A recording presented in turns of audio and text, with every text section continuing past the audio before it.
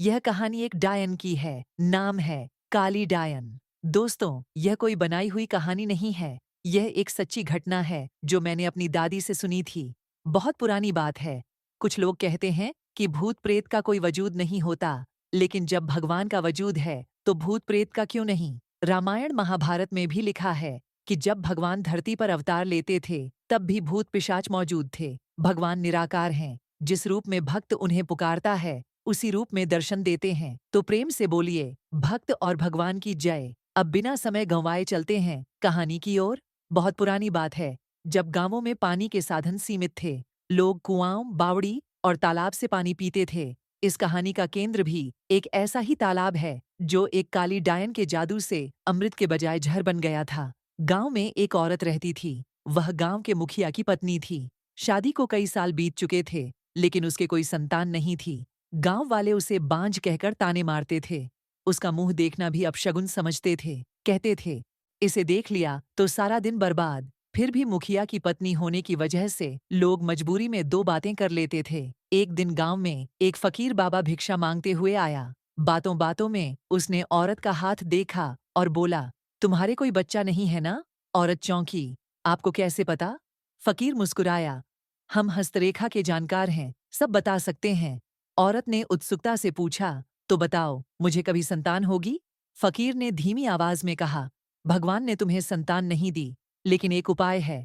अमावस्या की रात को पीपल के पेड़ के नीचे एक ऐसे लड़के की बलि दो जो अपने माँ बाप का इकलौता पुत्र हो। उसके खून से अपने बाल धोओ और कहो, हे प्यासी आत्माओं, यह बलि मेरी ओर से स्वीकार करो और मुझे पुत्र दो। फिर एक लोटा कुएं का पानी लो, उसमें उस लड़के के शरीर की 2 बूंदें खून मिलाओ, खुद पी जाओ।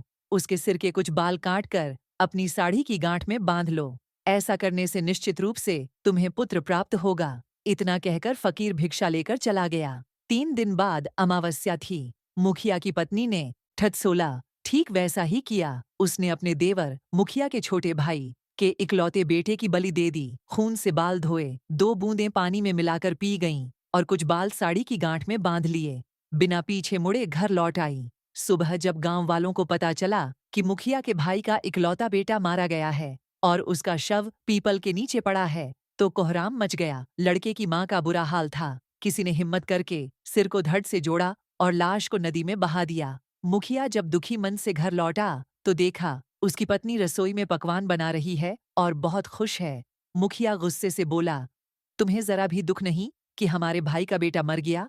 वह औरत पहले तो घूर कर देखा जैसे मार डालेगी, फिर हंस पड़ी, उसका बेटा मरा है, मेरा थोड़े मरा है। मुझे तो खुशी है कि अब जल्दी ही तुम्हारे घर इकलौता वारिस आने वाला है। यह सुनकर मुखिया को सांप सूंघ गया। वह तलवार लेने दौड़ा। तलवार नहीं मिली। जब पत्नी के बिस्तर के पास गया तो देखा सारे कपड़े खून से लथपथ, तलवार भी वहीं पड़ी है और उस पर खून लगा हुआ है। सब समझते देर न लगी। उसने सोचा, अभी मारूंगा तो गांव वाले मुझे ही दोषी ठहराएंगे। वह चुपचाप चला गया। उसके बाद गांव में अजीब अजीब घटनाएं होने लगीं। कभी किसी की भैंस मरी मिलती, शरीर के टुकड़े इधर उधर बिखरे जैसे किसी ने नोच नोच कर खाया हो।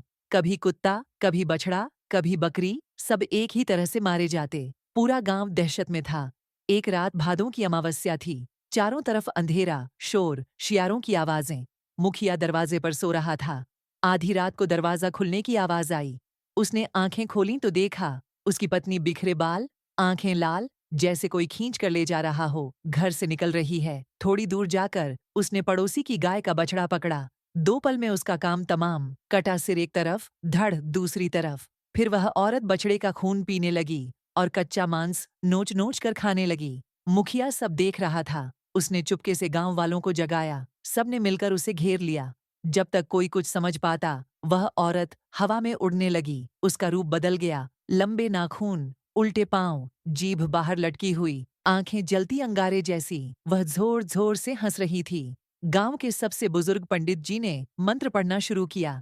डायन चीखी, चिल्लाई, गांव के तालाब की ओर भागी और उसमें कूद गई। जैसे ही वह तालाब में गिरी, पानी काला पड़ गया। जहर की तरह बदबू आने लगी। उस दिन के बाद उस तालाब का पानी कोई नहीं पी सका। जो पीता वह पागल हो जाता या मर जाता। लोगों ने उस तालाब को काली डायन का तालाब कहना शुरू कर दिया। आज भी उस गांव में वह तालाब है। लोग दूर से ही नमस्ते करके निकल जाते हैं। कहते हैं अमावस्या की रात को उस डायन की हंसी अभी भी सुनाई देती है और उस मुखिया की पत्नी उस रात के बाद वह कभी नहीं मिली। लेकिन 9 महीने बाद मुखिया के घर एक बच्चा पैदा हुआ। उस बच्चे के सिर पर सफेद बालों की एक लट थी। गांव वाले आज भी कहते हैं वह डायन का दिया हुआ पुत्र था। बस यही है काली डायन की सच्ची कहानी। कैसी लगी कहानी? आपको कमेंट में बताएं। और चैनल को अभी तक सब्सक्राइब नहीं किया है तो अभी कर ले, क्योंकि आपको कहानियां पसंद हैं तो चैनल भी पसंद आएगी। धन्यवाद।